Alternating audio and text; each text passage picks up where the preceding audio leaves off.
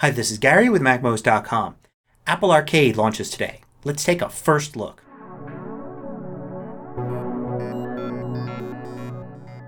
MacMost is brought to you by a great group of supporters. I couldn't make MacMost without them. You can go to MacMost.com/Patreon. There you could read more about it, join us, and get exclusive content. So Apple Arcade launched today. It's a gaming service that Apple offers across all of their major platforms. So you can play the games on your iPhone, your iPad, your Mac, and your Apple TV. The basic idea is you pay $5 a month and then you have unlimited access to all the games in the special Apple Arcade catalog. Now the word games and computer games means something different to different people. For some people, games are simple things like solitaire or chess. For others, they represent the casual games we play on our iPhones. But other people think of the $60 games that you buy for your Xbox and your PlayStation. Well, where does Apple Arcade fall in there? Well, it's kind of all over the place. You're probably not going to ever see the big budget games, but some of the games do look pretty in-depth and comparable to what you would play on a console. On the other hand, a lot of them resemble the casual games that you may be used to seeing on an iPhone or iPad. What makes Apple Arcade different than any of those other systems is you pay the subscription fee and then you could just download any of those games. For instance, on the iPad you just add it as an app and it looks and works just like a regular app that you get from the App Store, except that you have access to it through your $5 a month subscription rather than buying the app individually. In addition, you're not bothered with any in-app purchases or advertising. Your subscription fee covers the whole game. Another thing about Apple Arcade is this is a curated set of games. Apple has gone out to developers and recruited them and had them pitch game ideas and then develop games specifically for Apple Arcade. So for now, I think these are all exclusives. Not sure if they will remain that way in the future. But Apple has handpicked these games, so you're not going to see a lot of the junk you see on the app stores. And developers are competing for their share, so they want to make their games as compelling as possible, so you end up picking one of their games to try, trying it, liking it, and continuing to play. The focus can be more on quality. First, let's take a look at how it works, look at some of the games, and then I'm going to take a specific look at 4 games that I picked kind of at random just to get started. Now the way to get to Apple Arcade is to go to the App Store apps on the various devices. So on the iPad, for instance, I'll go into the App Store app here just like I was going to purchase an app. But instead I'm going to hit the Arcade tab at the bottom of the screen. This will take me to Apple Arcade. Now, before this took you to a preview there. Now it actually takes me inside of it. And I can browse what's there. The first screen here is just a bunch of featured stuff. So I'm going to see a big featured game here at the top. Then I'll see some featured categories like Start Your Adventure for adventure games, New Arrivals, other featured games going all the way across. Things, here's some games that feature sound. And then if I go all the way to the bottom, I'll see a See All Games button. I can tap that and now go to a list of all the games. Now I counted 64 games. Apple's adding them all the time and they'll probably get to the 100 games that they promised by the end of the year in no time. To actually look at a game you can tap on the picture and get a video preview of it. You can also tap on the icon there to go in and read about it. And then you could just go and get a game. But with the Get button, just like you were buying the app. And then when you do it, it'll download just like a regular app. Now, at some point here, you would have been asked to subscribe or join the trial. I already did that, so you didn't see that for me. Here you'll see it downloading just like a normal app there. And once it's downloaded, you can play these games like a normal app. So I can tap on that game I just downloaded and then it's going to load up with an Apple Arcade splash screen there. And then it'll go into the game. And really from this point it's just like a regular game that you may have purchased. Of course you're never going to get in-app purchases or ads on these games.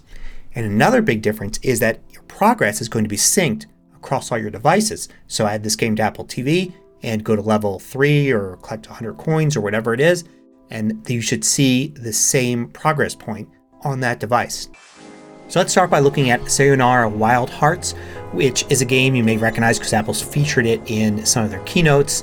And in this game you're basically moving around from left to right in order to capture hearts as you travel along a path. Every level's a little bit different. On this level you're kind of in space, but then on other levels you're on city streets and such.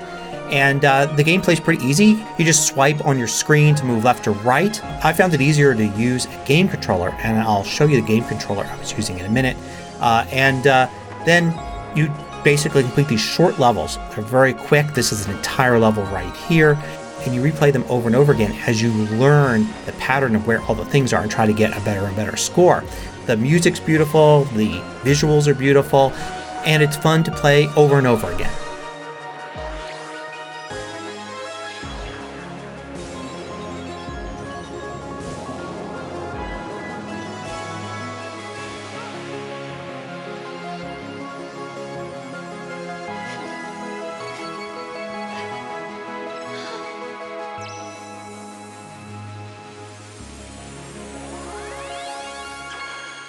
So here's a very different game. It's called Mini Motorways.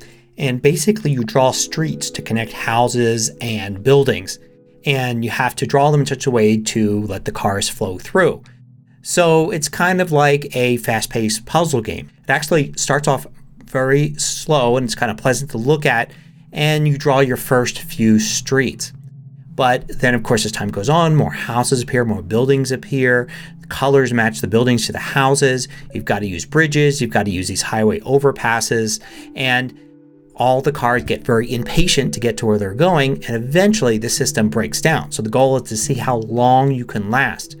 Eventually you figure out that there's certain ways you should be drawing streets and directing the flow of traffic to accommodate more cars. So then you can get further and further in each level. So this is something that kind of appeals to puzzle game fans, and you can see already between these first two games how different some of the games are. So Apple's trying to really put something here for everyone. And then here's another one that's a little bit more of an adventure style game, Sneaky Sasquatch. And basically you start off just being this little Sasquatch that has to sneak into campgrounds and grab food out of coolers and RV refrigerators just to get by. But soon an adventure is revealed as you've got to try to save the campground. I like how this game gradually brings you into it, presenting it very simply at the beginning and then building more and more areas and more things to do. And here's Red Rain, which is a really simple real-time strategy game. Now I love real-time strategy games, but this one may be too simple for me. You basically build up your defenses really quickly. A lot of stuff's just done automatically. And then you defend your fort. Eventually you send your guys down different paths to take over different elements and destroy the enemy's fort as well. You can play against the computer, but you could also play head-to-head, which may be the best way to play this sort of game. It is a really quick play. It only takes a few minutes. So that's a lot different than the hours or days it could take to play other real-time strategy games.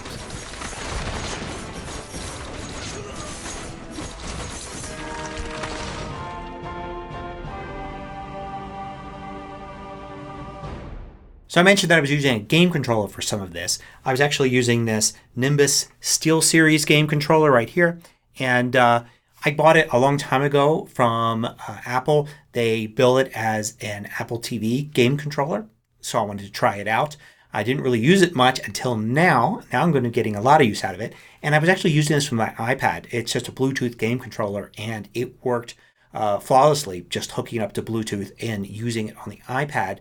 Some games, like the Wild Hearts game, worked with this really well. Other games basically seem to work better with a touch screen, but you could use the controller to move around and do it too. I imagine because of Apple TV, that has to be built into all the games. There needs to be a way to use a game controller and even the Apple TV remote to navigate around in it. This should work on the Mac as well, I imagine. I think a lot of people are going to be getting game controllers. You can buy a bunch of Bluetooth game controllers pretty cheap online in various places. And Apple has also promised that they will soon have Xbox controller and PlayStation controller support. So you should be able to use controllers that you already own.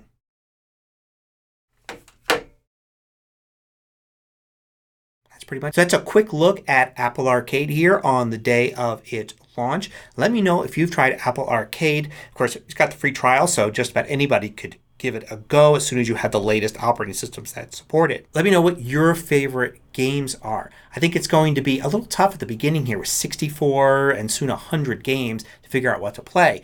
But after you spend some time looking through those, it'll be a lot easier as new games are just added gradually. I'm looking forward to when I could just maybe once a week go to the new games section, see what's new, and easily pick out a game or two I might want to try.